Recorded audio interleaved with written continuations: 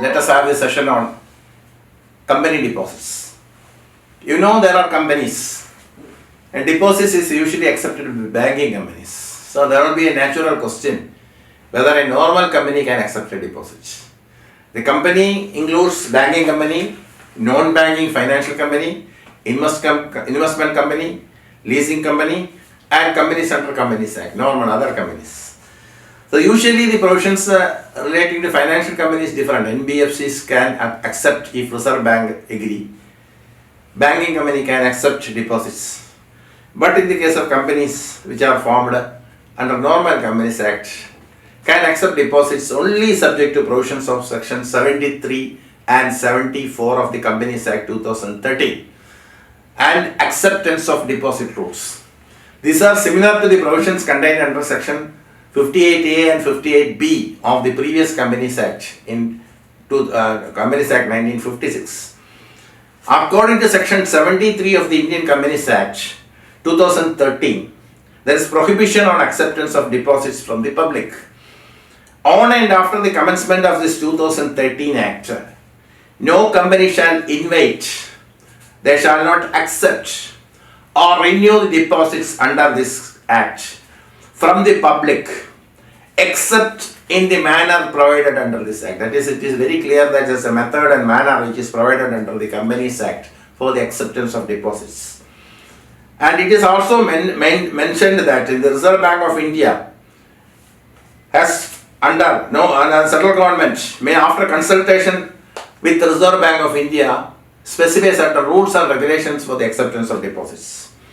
A company may, subject to passing of a resolution in general meeting and subject to such rules and acceptance of deposit rules, in consultation with the Reserve Bank of India, can accept deposits from its members on such terms and conditions, including the provision of security for the repayment of such deposits with interest. So there should be sufficient acceptance, subject to the provision for repayment also, that is maintained by the company, and it may be agreed between the company and the members that the following are the conditions that is required.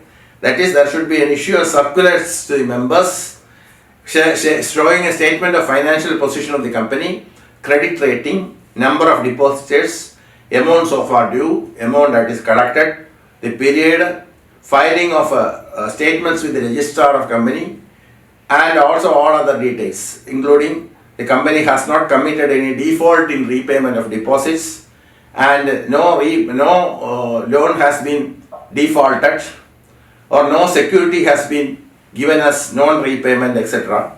And every deposit accepted by a company and by the above manner shall be repaid with interest in accordance with the terms and conditions provided in that agreement.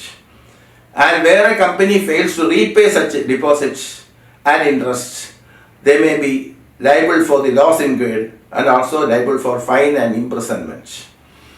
And it is also very clearly mentioned under section 74 that the repayment of deposits accepted before the commencement of this Act shall be repaid in proper time and shall not be extended. It shall be taken as a fresh deposit.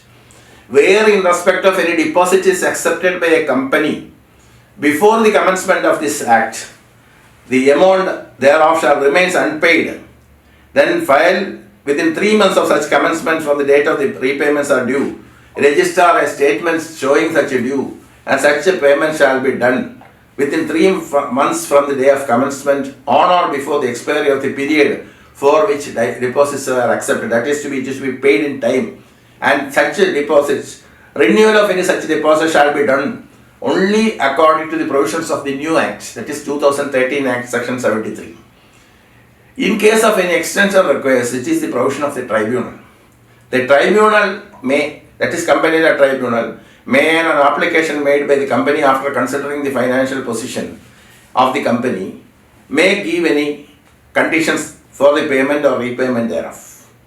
If company fails to repay any of the amount with interest in the time specified therein, what happens is the additional amount has to be paid and the officers are liable for punishment with a fine which shall not be less than 1 crore rupees but which may extend to 10 crore rupees for the default, and it's a very serious offence. And the directors are also liable for imprisonment, which may extend to 7 years or more, which may extend to 2 crores or with both fine and imprisonment. Where a company fails to repay the deposit or part thereof or any interest thereof as specified under the section 74 above, what happens is that it will be mentioned that it is amounting to a fraud, and the company and every officer shall be liable accordingly.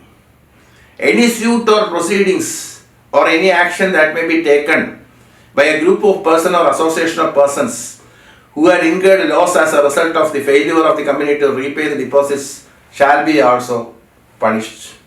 So that is the very important provision coming under section 73, 74 of the Companies Act, and 75 puts a further check on the repayment of deposits, and if no repayment is made, that is still punishable. And also section 76A provides punishment for contravention of section 73 or 76 for non-payment of deposits. And it very clearly mentions that company and every officer shall be individually liable, and every officer shall be punishable with imprisonment. The company shall be liable to pay the deposit with interest thereto, and a fine of 1 crore or more shall be levied on each of them individually.